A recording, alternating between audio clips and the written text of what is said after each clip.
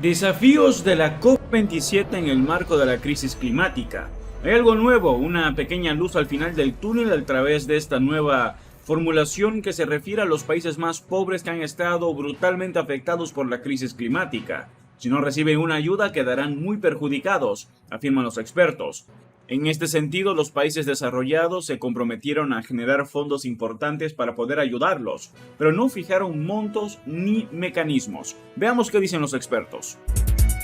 La COP27 acaba de terminar en Egipto y, bueno, hay toda una serie de motivos por las cuales algunos, yo me incliné por esa posición ayer en Tolerancia Cero en mi minuto de confianza, vimos un pequeño gesto de apertura y de mayor optimismo para lo que pueda ser el futuro, pero desde el punto de vista práctico, muchos podrán decir, y con total convicción, que no hay en esta COP nada nuevo respecto de la anterior.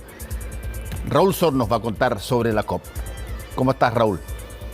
Hola, Fernando. Sí, tú tienes razón. Hay algo nuevo y hay una pequeña luz al final del túnel que, digamos, es a través de esta nueva formulación, que son pérdidas y daños, que se refiere a los países más pobres, a los países con menos desarrollo, que han estado brutalmente afectados por el cambio climático y que, digamos, a través de han tenido pérdidas enormes, daños.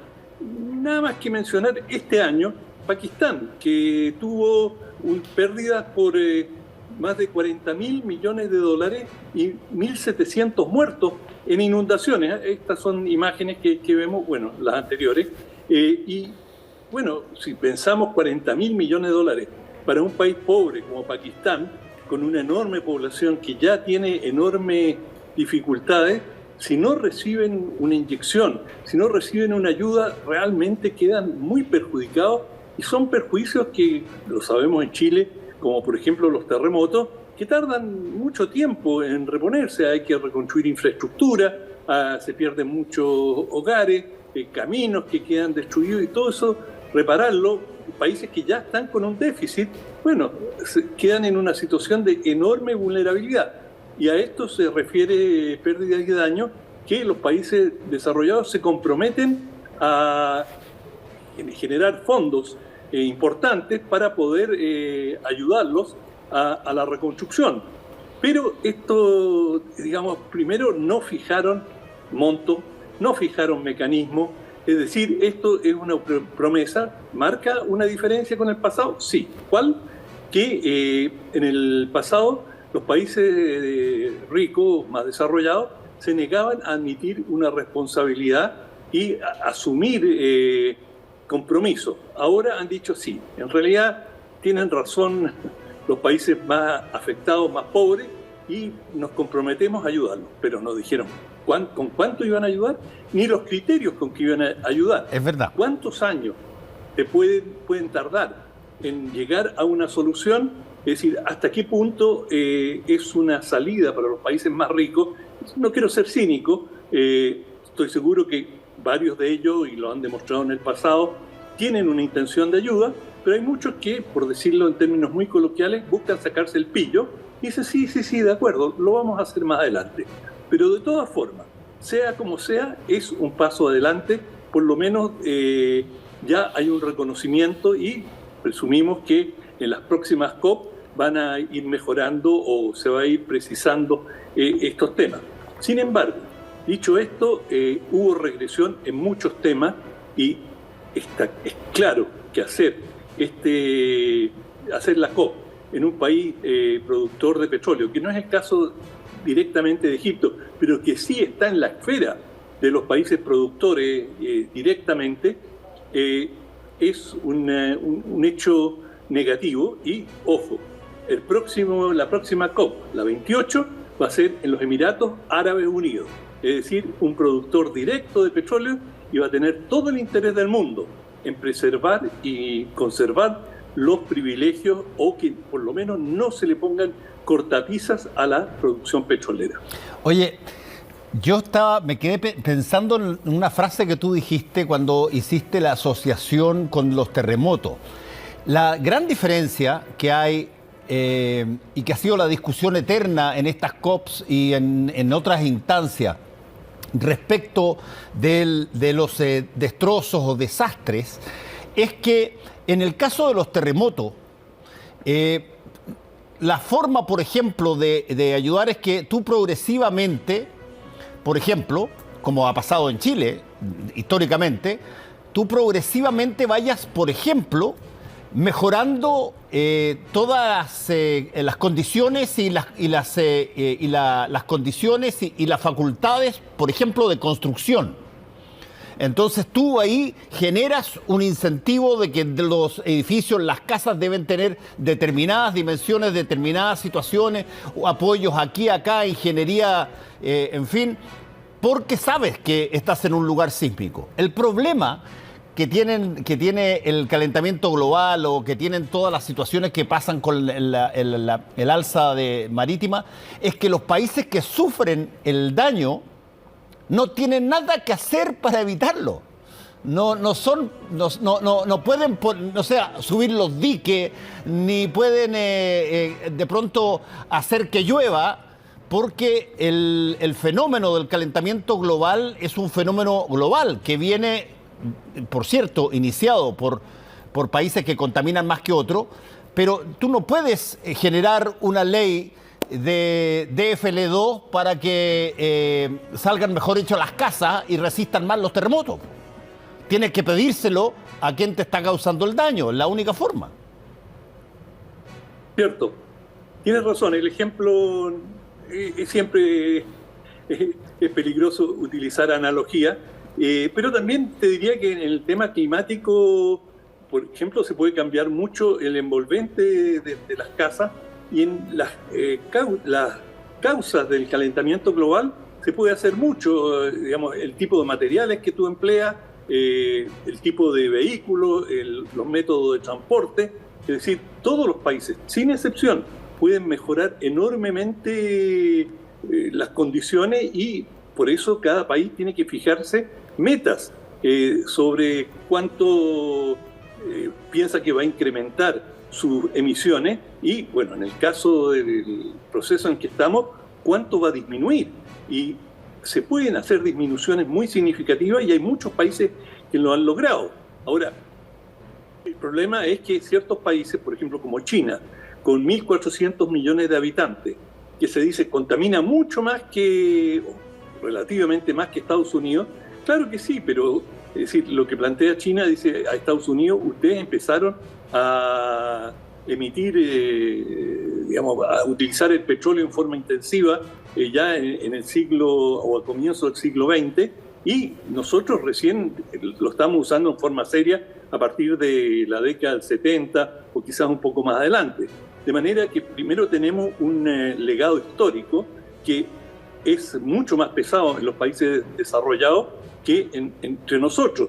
También tenemos poblaciones muy diferentes, 300 y tantos millones en Estados Unidos no se comparan con 1.400, y después se pone la cifra final de emisiones de gases de efecto invernadero y dice, pero el colmo, China, mira, ya pasó a Estados Unidos, pero es natural que así sea, que en la medida que China está progresando, se está haciendo un país más rico y la gente va teniendo más acceso a los automóviles, se construyen más carreteras, están teniendo mejores edificios, etcétera, por supuesto que va a ir aumentando, y va a pasar lo mismo con India y con Pakistán e Indonesia, y eso hay que tenerlo en cuenta. Por lo tanto, esta idea del aporte que tienen que hacer los países desarrollados finalmente los países desarrollados han aceptado que les cabe una responsabilidad, que tienen los recursos, y más importante, esto no es un problema de beneficencia, bueno, les vamos a hacer un favor, no, es decir, el calentamiento global nos está afectando a todos, también a los países desarrollados, y por lo mismo hay un interés común en encontrar acuerdos. Y fíjate que una de las cosas interesantes que China y Estados Unidos se entienden en bien pocas cosas, pero esta es una en la que han dicho ambos que están dispuestos a colaborar, y Washington y Beijing dicen, ya, pongámonos de acuerdo. Esto sobre la base del entendimiento que tanto Estados Unidos como China salen perjudicados con el calentamiento global. Es decir, este es un fenómeno de lo cual ningún país se puede aislar.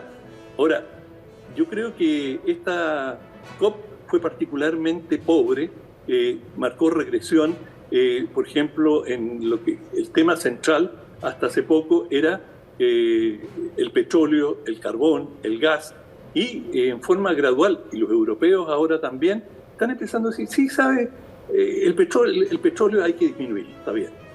Por supuesto, los países productores de petróleo no quieren porque esa es su fuente principal. Es como que a Chile le dijeran que no produzca cobre.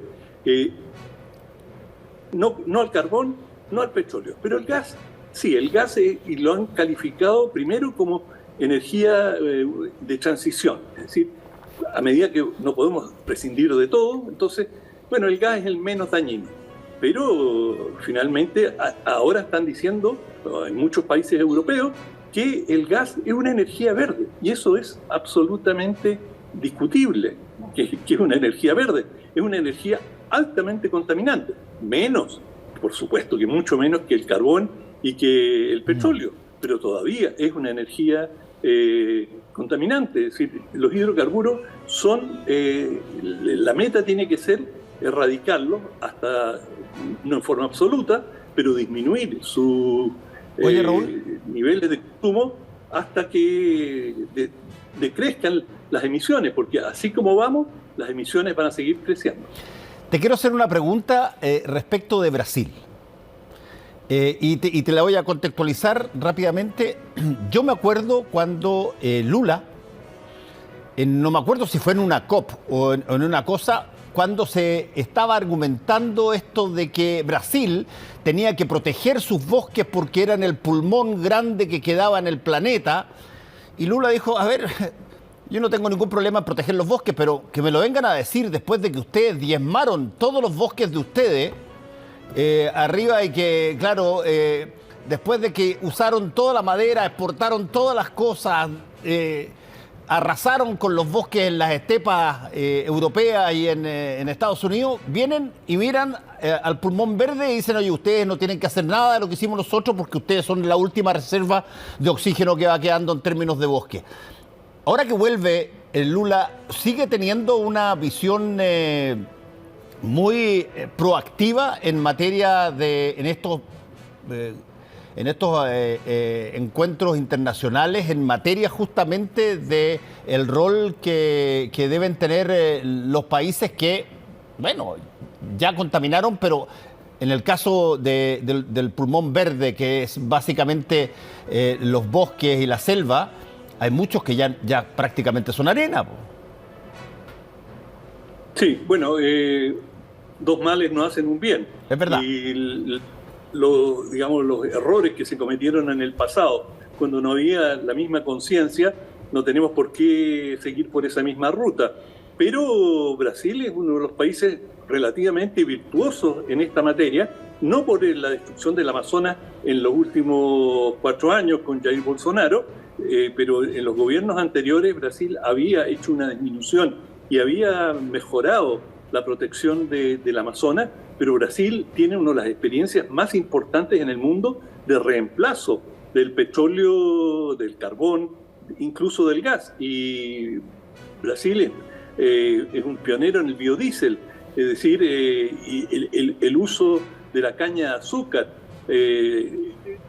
con el alcohol para movilizar a sus coches, que en algún momento la mitad del parque automotriz brasileño funcionaba a partir de derivados del azúcar. Y esto, es decir, con alcohol. Y esto, Brasil es realmente extraordinario lo que ha logrado. Así que desde ese punto de vista, Brasil yo creo que es uno de los países que más tiene para mostrarle al mundo de cómo se pueden hacer las cosas. Y esto, digamos, antes del último gobierno, y todavía, digamos, y Brasil lo hizo en gran medida no solamente por un tema ambiental, lo hizo en la búsqueda de autonomía y no depender del petróleo, y como un tema de seguridad nacional. Y de ese punto, y fueron los militares estuvieron muy involucrados en este programa, y creo que es uno de los aportes más significativos que ha hecho Brasil en el tema ambiental. Por lo tanto, yo creo que nadie podría culpar a Brasil, salvo por la destrucción en estos últimos años más acelerada del Amazonas, pero el tema del Amazonas no está tan directamente ligado al calentamiento global, sino, aunque está muy ligado al tema climático, pero tiene que ver con una serie de otros aspectos también de protección de la naturaleza y de los habitantes que viven en el Amazonas. En todo caso, no hay después de esta COP, no hay muchas razones para estar optimista. Por lo menos sí, se hizo un pequeño avance, pero el hecho que la próxima COP sea en Emiratos Árabes Unidos, tiene mala cara porque ellos van a defender, más aún que Egipto, a los países productores de petróleo, y Arabia Saudita va a estar, pero a la cabeza. Mira, Fernando, se calcula que en esta conferencia hubo 600 lobistas de las distintas energías fósiles, es decir, petróleo, carbón, otras, para asegurarse de que no hubiera una resolución que los perjudicara. Y de hecho, finalmente resolvieron muchos de los problemas por secretaría y a última hora, cuando la gente leyó finalmente la declaración final, descubrieron que esos lobbies habían funcionado y habían cambiado coma, punto y coma, y había cambiado en muchos aspectos el sentido de lo que se había debatido. Bueno, habrá que ver cómo se desarrolla este fondo que se prometió, fondo de pérdidas y daños, que, bueno, si es que efectivamente se empieza a utilizar, podría ser un avance. Muchas gracias, Raúl, y veamos cómo sigue esta cosa más adelante. Que te vaya bien. Ya. Chao, Fernando. Chao. Hasta mañana. Hacemos una pequeña pausa y volvemos. Eso es todo por ahora. No olviden comentar y suscribirse. Hasta el próximo video.